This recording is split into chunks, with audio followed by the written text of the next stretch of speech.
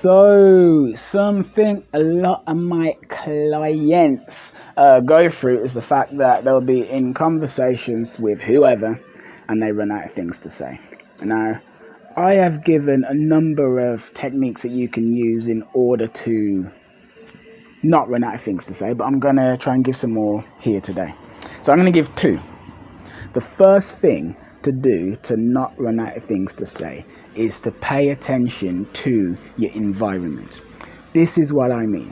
When you're in the situation when you don't know what to say, you're actually inside your head, and that is the reason why you don't know what to say, because you're thinking about the fact that you don't know what to say. What you want to do is get your body moving. Number one, get your energy moving. If there's music playing, nod your head to the music. Keep your body moving left and right. That's something that really helps me. Another thing is to pay attention to what's going on. For instance, what can you hear? Can you hear some music? You could speak about whatever music you can hear. Or if there's drilling going on and the drilling is really annoying and you hate that annoying drilling, it's like, okay, that's something to discuss. Or if the person you're speaking to is wearing something very interesting, you could talk about the interesting thing that that person is wearing. There's any number of things that you could actually talk about. But get out of your head and into the environment. Look around. What can you smell? Do you smell KFC? Have you gone vegan? Are they vegan? There's tons of stuff. That's one thing to do. That's number one, but I've said that before. Here's another thing now. You're not going to like this at all, but it works so well. Great thing to do to actually get over your fear of not knowing what to say is to sit alone with yourself in complete solitude. And why is that? Because we all have like fears and issues and insecurities that bubble away in our heads. We all do. And some of us have more than others. And these fears and issues and insecurities, they are what cause us to clam up and not know what to say. Like, for instance, I remember I had a client the other day and he says, Ciaran, I don't know what to say when I'm with a girl. And he's like, I said, why? And he's like, I don't know. I just don't know what to say. So then I said to him, well, why is it that you know what to say to me?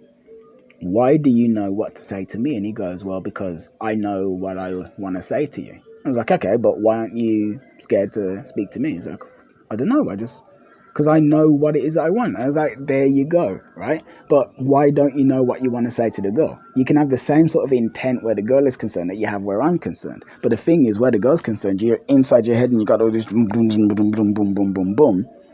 And you see it as being completely different. You speaking to me is no different than you speaking to her. It's like, yeah, but I know that when I'm speaking to you, it's because I want help with this topic. And I'm like, yes, but there's no reason why you still need to know what to say to me. There's no reason why. You don't know what to say to the girl because you've placed such judgment and potential risk on the things that you could say, that the things that you would automatically want to say are just like way at the back of your brain and you can't even access them because you're so worried about being judged. Anyway, here's the point. We all have these fears, we all have these insecurities, right? And you see, like where my client's concerned, this is what I told him to do. Sit down and spend a lot of time doing this. A lot of time. It's not going to be nice, it's not. But do you want nice or do you want effective? And spend time alone with yourself. That's what I mean. When you are in a situation where you don't know what you want to say, a huge part of why you don't know what you want to say is because of insecurities that you have. Let me give you an example. Like I've told this story before, but years ago, I felt really miserable. I was just sitting at home and I felt really miserable. And then I asked myself why. Like I was trying to run away from the pain by listening to YouTube and Netflix and blah, blah, blah. And at some point I said, no, I'm not going to do that now. I'm not going to do that now. I'm actually just going to focus on the misery. So I focused on the misery and then I realized that the reason why I actually felt bad was because I was terrible with money. And that was getting me down. Now here's the thing. When I would be in front of a girl or anyone really, the fact that I was terrible with money and that I felt ashamed about it, that's there in the back of my brain. It is. And that is contributing to the discomfort that I feel. That's contributing to the fear which is paralyzing me and stopping me from being able to speak. Same thing is happening to you with whatever it is that's going on with you. A great way to actually remove this fear is to remove the things that you're ashamed of about yourself, which are deep down getting you down, which you're not even necessarily too aware of. And the way to do that is to sit with yourself. Now, some of this stuff, when you sit with yourself, well, it's all largely going to be quite painful, to be honest. That's the reason why we sit and we watch Netflix all day, or we listen to podcasts, or we hang out with our friends. We never want to be on our own, because being on our own is painful. But you see, the result of being on your own and the result of looking at that pain is, let's say, freedom. It's really freeing. I do this a lot myself. I'll sit on my own and just let the darkness come to me. And when the darkness comes to you, the darkness rises. And when the darkness rises, you feel a new lease of life. And then that radiates, and you'll find that you're in conversations, and actually, you're not halting and hesitating as much anymore, because you've got less of an anchor pulling you back, telling you that you don't deserve to know what to say for whatever reason. But here's something to say. When you sit alone with yourself, and it's just you alone with the darkness, you, darkness, darkness, darkness, don't fall into the darkness. And what I mean is this.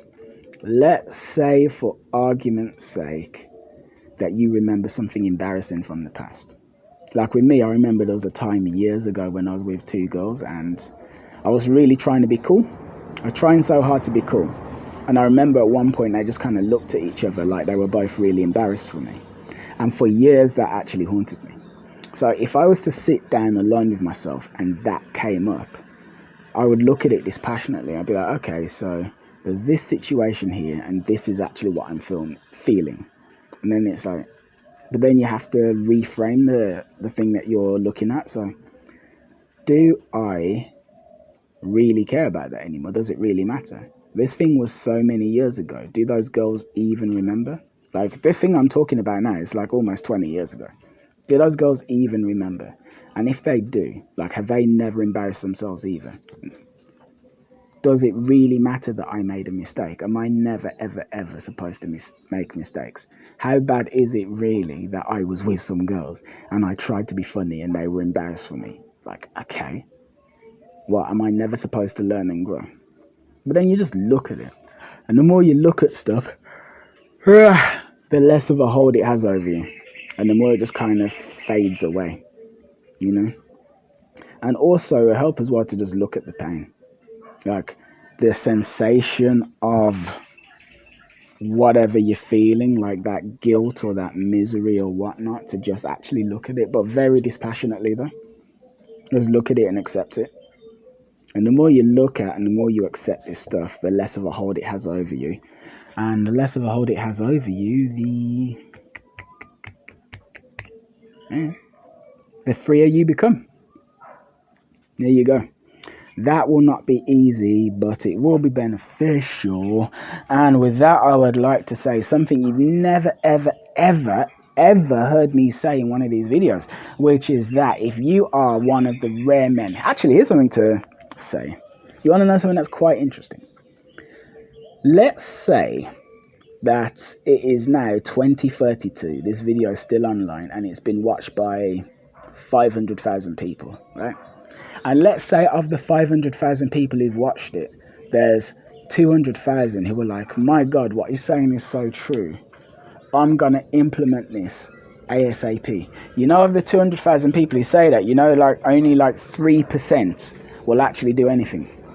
So many of you right now are watching this video with no real intention of actually following any of the advice, even though you think it's good advice. You're still watching. You've watched... Hold on. You're still watching. You have seen multiple, loads, tons of my videos in the past.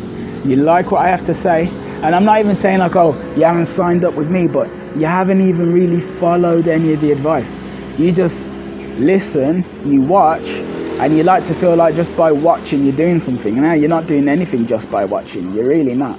97% of you guys will never, ever, ever get what you want because you're not prepared to put in the work. And that's just the truth. The majority of you people watching this video shouldn't even bother watching it because you're not doing anything. And before you get offended, well, ask yourself, how many of you right now watch this kind of content and then actually put it into practice and then try and improve your social skills and go out day by day, week by week and doing what you need to do? You know you don't. But there's about 3% of you who do, and those are the ones that I'm speaking to, because of the 3% who do, here's the thing. You're most likely trying to do it on your own out of the male pride and the male ego, which is what I did. And if you want to do that, knock yourself out. But if you want to spend a decade working at this, then you got to do. I spoke to a guy the other day. He's been at this for 5 years. And he said that he keeps getting friend zoned. Bearing in mind he's been at this for 5 years. So he's been at this since 2021. I ain't gonna name names because confidentiality hashtag, but he's been at this since 2016. It's now 2021 and he keeps getting friend zoned. And you know what? I told him why he's getting friend zoned as well. I told him why. Now, it hasn't been a long enough period of time for him to actually enact the stuff that I've said, because this call was like yesterday. But the fact is, that was his situation. 5 freaking years. 365 times 5. Plus 1 for the freaking leap year. Right? If you want to spend that amount of time with issues that are actually stopping you from getting what you want, which somebody else could just look and say, aha, there's your issue, then knock yourself out. However, if you want to actually resolve these issues in the quickest, shortest, most efficient length of time, hit me up. So there's details on screen. We will have a chat. You will tell me your situation. I will work out exactly what is going wrong and what is stopping you from getting to where you want to be. And then we will lay out the roadmap. If you follow the roadmap, you'll get fantastic results. Here's the thing. Not everybody who's coached by me gets fantastic results, but that's because not everybody who's coached by me actually does the stuff that I say, which is sad. But the ones who do get absolutely brilliant, mind-blowing, life-changing results. If that is you, then that is what will happen. Anyway, thank you very much. Goodbye. Take care. See you later. Have yourself a great day. Details on screen. And au revoir.